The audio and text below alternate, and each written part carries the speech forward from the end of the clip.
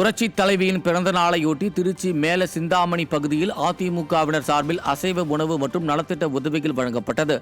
இந்த நிகழ்ச்சியை அதிமுக மாநில மாணவரணி செயலாளரும் முன்னாள் எம்பியுமான SR விஜயகுமார் துவக்கி வைத்தார்.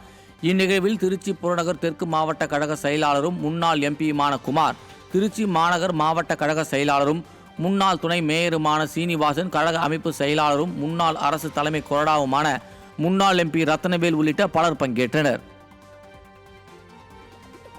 தருமபுரி மாவட்டம் நல்லம்பள்ளி மேற்கு ஒன்றியத்திற்கு உட்பட்ட ஏலகிரி கிராமத்தில் புதிய குடியேற்றும் நிகழ்வு நடைபெற்றது. அமைப்பு செயலாளரும் முன்னாள் அமைச்சரும் மாவட்ட செயலாளருமான KP அன்பழகன் MLA கலந்து கொண்டு புதிய கழக கொடியினை ஏற்றினார். இதையடுத்து புரட்சி தலைவியின் திருவுருவப் படத்திற்கு மலர் தூவி மரியாதை செலுத்தப்பட்டது. தொடர்ந்து 20க்கும் மேற்பட்டோர் மாற்றுக் கட்சியிலிருந்து விலகி அமைப்பு செயலாளரும் முன்னாள் அமைச்சருமான KP அன்பழகன் தலைமையில் அதிமுகவில் இணைந்தனர். இந்நிகழ்ச்சியில் பாப்பிரெட்டிப்பட்டி MLA கோவிந்தசாமி, நல்லம்பள்ளி உள்ளிட்டோர் உடனிருந்தனர். ஈரோடு மாவட்டம் மொடக்குறிச்சி தெற்கு ஒன்றிய கழகத்தின் சார்பில் புரட்சி தலைவியின் பிறந்தநாளையொட்டி பூந்துறை, சேமூர், பெரும்பாறை ஆகிய பகுதிகளில் கோலப் போட்டிகள் நடைபெற்றது. இதில் புரட்சி தலைவி மக்களுக்காக செய்த பல்வேறு நலத்திட்டங்கள் குறித்து கோலங்கள் போடப்பட்டிருந்தன.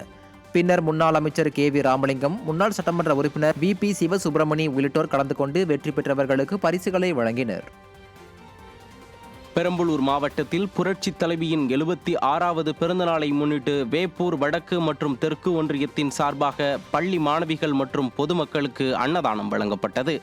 பெரம்பலூர் மாவட்ட கழக செயலாளரும் முன்னாள் சட்டமன்ற உறுப்பினருமான இளம்பைரா தமிழ்ச்செல்வன் தலைமையில் வேப்பூர் தெற்கு ஒன்றியத்திற்கு உட்பட்ட தனியார் பள்ளியில் மாணவிகளுக்கு மட்டன் பிரியாணியும், நன்னை கிராமத்தில் பொதுமக்களுக்கு சிக்கன் பிரியாணியும் வழங்கப்பட்டது.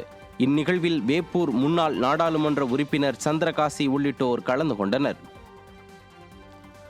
கடலூர் மாவட்டம் சிதம்பரம் அருகே புரட்சி தலைவியின் பிறந்தநாளையொட்டி பரங்கிப்பேட்டை மேற்கு மற்றும் கிழக்கு ஒன்றியம் சார்பில் பெண்களுக்கு கோலப் போட்டி நடைபெற்றது.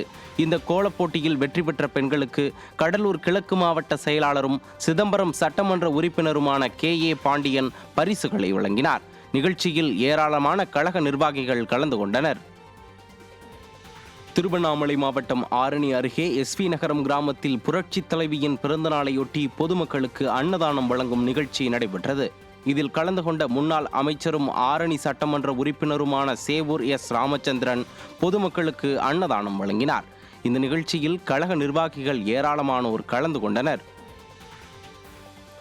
நாகை மாவட்டத்தில் தலைஞாயிறு பகுதியில் சட்டமன்ற உறுப்பினர் மேம்பாட்டு நிதியில் கட்டப்பட்ட கட்டிடங்களை முன்னாள் அமைச்சர் OS மணியன் திறந்து வைத்தார். தலைஞாயிறு பேரூராட்சியில் புதிய சமையலறை கட்டிடம் ரூபாய் 7.43 லட்சத்தில் கட்டி முடிக்கப்பட்டதையும், கள்ளிமேடு ஊராட்சியில் சட்டமன்ற உறுப்பினர் மேம்பாட்டு நிதியிலிருந்து 6 லட்சத்தில் புதிய பேருந்து நிலையத்தையும் திறந்து வைத்தார். இதனைத் தொடர்ந்து வெள்ளப்பள்ளம் ஊராட்சி வானவன் மகாதேவியில் ரூபாய் 15 லட்சத்தில் புதிய அங்கன்வாடி கட்டிடம், சட்டமன்ற தொகுதி மேம்பாட்டு நிதியிலிருந்து கட்டப்பட்ட அங்காடியையும் ரிப்பன் வெட்டியும் குத்துவிளக்கு ஏற்றியும் முன்னாள் அமைச்சர் OS மணியன் திறந்து வைத்தார். இந்த நிகழ்ச்சியில் கழக நிர்வாகிகள் பங்கேற்றனர்.